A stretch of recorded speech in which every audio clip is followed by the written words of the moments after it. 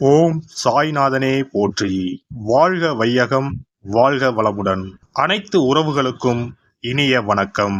2025ஆம் ஆண்டு மார்ச் மாதம் நடைபெறவுள்ள சனி பெயர்ச்சியால் எந்தெந்த ராசிக்காரர்களுக்கு ஏழரை சனி, அஷ்டம சனி, கண்டக சனி, அர்த்தாஷ்டம சனி நடைபெறப் போகிறது. இதனால் மேசம் முதல் மீனம் வரை 12 ராசிகளுக்கு 2025இல் எப்படி இருக்கும் என்பதனை பற்றி விரிவாக காண்போம். நீண்ட நாட்களாக தனது கும்பராசியில் அமர்ந்திருந்த சனி பகவான் தற்போது கும்பராசியில் இருந்து வெளியேறி குரு பகவானின் ஆதிக்கத்தில் உள்ள மீனராசியில் பிரவேசிக்க உள்ளார். திருக்கணித பஞ்சாங்கத்தின்படி 2025ஆம் ஆண்டு மார்ச் மாதம் 29ஆம் தேதி இரவு 9:44 கும்பராசியில் உள்ள புரட்டாதி நட்சத்திரம் 3ஆம் பாதத்தில் இருந்து மீனராசியில் உள்ள புரட்டாதி நட்சத்திரம் 4ஆம் பாதத்திற்கு பெயர்ச்சியாக உள்ளார். முதலில் நாம் காண இருப்பது ஏழரை சனி. ஏழரை சனியை 2.5 ஆண்டு காலமாக பிரித்து சொல்லலாம். முதல் 2.5 வருடத்தை விரயசனி என்றும், அடுத்து வரக்கூடிய 2.5 வருடத்தை ஜென்மசனி என்றும், இறுதியாக வரக்கூடிய 2.5 வருடத்தை பாதச்சனி என்றும் அழைக்கின்றோம். கடந்த ஆண்டு 2023இல் இருந்து மகர ராசிக்கு பாதசனியும், கும்பராசிக்கு ஜென்மசனியும், மீனராசிக்கு விரயசனியும் நடைபெற்று வருகிறது. இனி வரக்கூடிய சனி பெயர்ச்சியால் மேச ராசிக்காரர்களுக்கு ஏழரை சனி ஆரம்பித்து அடுத்த 2.5 வருடம் விரயசனி நடைபெற உள்ளது.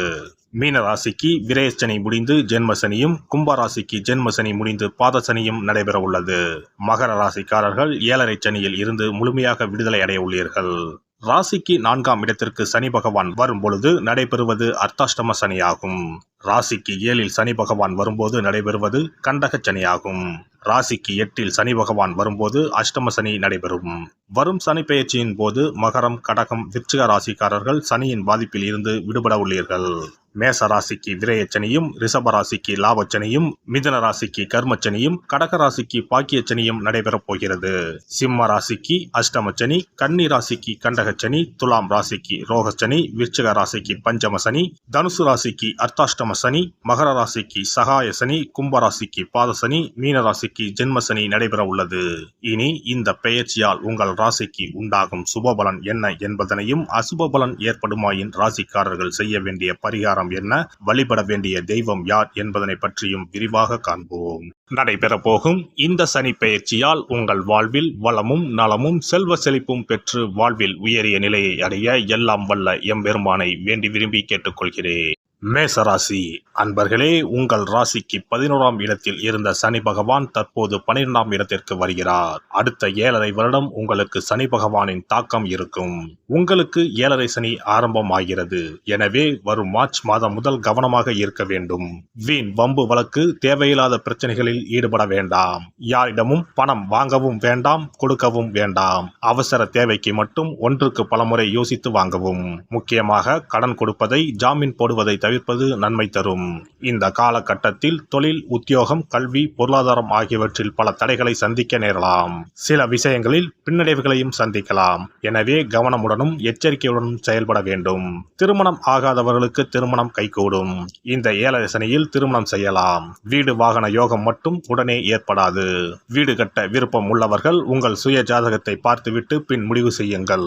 உற்றார் உறவினர்களோடு கருத்து வேறுபாடு ஏற்படும். எனவே இந்த காலகட்டத்தில் வீண் விவாதங்களை குறைத்துக் கொள்வது நல்லது. குடும்ப உறவுகளில் சரியான புரிந்துணர்வு இருக்காது. இது உங்களுக்கு மன உளைச்சலை ஏற்படுத்தும். இதுவும் கடந்து போகும் என அமைதியாக இருப்பது நல்லது. ஒளிவு மறைவின்றி மனம் விட்டு பேசுவது பாதி பிரச்சனையை தீர்த்துவிடும். காதலில் பயணம் செய்வோர் அந்த உறவை கல்யாணத்தில் முடிக்கலாம். ஆனால் உங்கள் பேச்சில் நிதானமும் கவனமும் அவசியம். சமரச பேச்சுவார்த்தையால் காரியம் கைகூடும். கருத்து வேறுபாடு காரணமாக கணவன் மனைவி உறவில் விரிசல் வரலாம். வாக்குவாதத்தை தவிர்த்து வாழ்க்கை துணையின் கருத்துக்கு மதிப்பு அளிப்பதன் மூலம் உறவில் பிணைப்பை ஏற்படுத்தலாம். அவர்களிடம் உள்ள குறைகளை பார்க்காமல் நிறைகளை பாருங்கள். நிதி நிலையை பொறுத்தவரை பல நெருக்கடிகளை சந்திக்க நேரும். பண விஷயத்தில் மிகவும் கவனமாக இருக்க வேண்டும். உங்களின் சேமிப்பு கரையக்கூடும். எனவே செலவுகளை பட்ஜெட் அமைத்து செயல்படுவது நல்லது. முடிந்தவரை பணத்தை சேமிக்க முயலுங்கள்.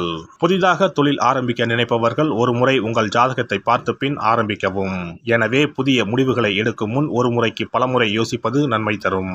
உத்தியோகத்தில் உடனடியான முன்னேற்றம் இல்லை என்றாலும் படிப்படியாக வளர்ச்சி இருக்கும். அதிக பணிகள் இருக்கும். குறித்த காலத்திற்குள் பணிகளை முடிக்க அதிக சிரமப்பட வேண்டியிருக்கும். வேலை தேடுபவர்கள் எந்த வேலை கிடைத்தாலும் அதை தற்போதைக்கு ஏற்றுக்கொள்வது நல்லது.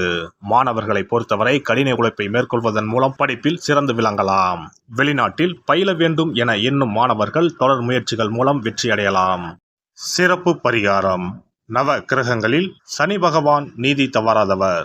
அவரவர் கர்ம வினைகளுக்கு உரிய பலனை தவறாமல் வழங்குபவர். பொதுவாக சனி பெயர்ச்சி என்றாலே எல்லோரும் பயப்படுவார்கள். அப்படி பயப்பட வேண்டிய அவசியமே இல்லை. சனி பகவானால் பாதிப்புகள் ஏற்படும் பட்சத்தில் பாதிப்பில் இருந்து விடுபட பல எளிய பரிகாரங்கள் உள்ளன. ஒரு கைப்பிடி பச்சரிசியை எடுத்துக்கொண்டு அதை நன்றாக பொடி செய்து கொள்ள வேண்டும். பிறகு சூரியனை வழிபட வேண்டும். சூரியனை வழிபட்ட பிறகு குளக்கரையிலோ மரத்தின் அடியிலோ உள்ள விநாயகரை 3 முறை வலம் வந்து வழிபட்டு விட்டு பொடி செய்த பச்சரிசி மாவை தரையில் போட வேண்டும். அப்படி போடும் மாவை எறும்புகள் எடுத்துச் செல்லும். குறிப்பாக வன்னி மரத்தின் அடியில் இருக்கும் விநாயகரை வலம் வருவது மிகவும் விசேஷம். இந்த பரிகாரத்தை எப்போதுமே தொடர்ந்து செய்வது மிகவும் நல்லது. ஒருவருக்கு சனி தசை வந்துவிட்டால் அவருக்கு சந்தேக புத்தி வந்துவிடுகிறது. யார் சொல்வதையும் ஏற்றுக்கொள்ள மாட்டார்கள். குறிப்பாக அஷ்டமத்து சனி மிகவும் கஷ்டப்படுத்திவிடும். 7.5 சனியின் பாதிப்பை விடவும் அஷ்டமத்து சனி மிக அதிக பாதிப்பை ஏற்படுத்தும். அஷ்டம சனி நடப்பவர்கள் சனியினால் ஏற்படக்கூடிய பாதிப்புகளில் இருந்து விடுபட பின்கூறும் நியதிகளை கடைபிடித்தால் பாதிப்புகளின் தாக்கத்தில் இருந்து விடுபடலாம். சனி தசை நடக்கும்போது எந்த செயல் செய்தாலும் தாமதமாகும். அதற்காக கோபப்படக்கூடாது. பொறுமையாக இருக்க பழகிக்கொள்ள வேண்டும். தினமும் காகத்துக்கு எள் கலந்த சாதம் வைக்கவும். பிரதோஷ பூஜைகளில் பங்கேற்பது நல்லது. சனிக்கிழமை தோறும் சனி பகவானுக்கு இரும்பு அகல் விளக்கில் நல்லெண்ணெயில் தீபம் ஏற்றி வழிபடவும். கருங்குவளை மலர்களால் சனி பகவானுக்கு அர்ச்சனை செய்து வரலாம். வன்னி மர இலைகளை மாலைகளாக தொடுத்து சிவபெருமானுக்கு சனிக்கிழமை தோறும் சாற்றி வணங்கி வழிபடவும். சனிக்கிழமை அன்று அசைவ உணவு கண்டிப்பாக சாப்பிடக்கூடாது. சனிக்கிழமை தோறும் நல்லெண்ணெய் குளியல் செய்தால் கெடுதல் குறையும். விநாயகர் வழிபாடு செய்யலாம். அனுமன் வழிபாடு சனி பகவானின் தொல்லைகளை குறைக்கும். ஞாயிற்றுக்கிழமை மாலை ராகு கால வேளையில் கால பைரவரை வணங்கி வரலாம். தேய்பிறை அஷ்டமி நாளில் கால பைரவரை வணங்கி வருவது நன்மை தரும். ஏழை மாணவர்களின் படிப்பு செலவுக்கு உதவலாம். சனி பிரதோஷ வழிபாடு செய்வது சிறப்பு. அன்னதானத்துக்கு உதவி செய்யலாம். சித்தர்களின் பீடங்கள் ஜீவ சமாதி பீடங்களுக்கு சென்று வணங்கி வழிபடலாம். வன்னி மரத்தை சுற்றி வந்து வணங்க வேண்டும். இதனால் சனி பகவானின் கொடுமையான பாதிப்புகள் விலகிவிடும். பிரதோஷ காலத்தில் சிவபெருமானுக்கு வில்வ இலை கொடுத்து வணங்க வேண்டும். தினமும் ராமநாமம் ஜபித்து வந்தால் சனி பகவானின் தொல்லையிலிருந்து தப்பிக்கலாம். கால்கள் இல்லாமல் நடக்க இயலாதவர்களுக்கு இயன்ற உதவியை செய்யலாம். இந்த வழிமுறைகளை முறையாக கடைபிடித்து சனியினால் ஏற்படக்கூடிய பாதிப்புகளின் தாக்கத்தில் இருந்து விடுபடலாம்.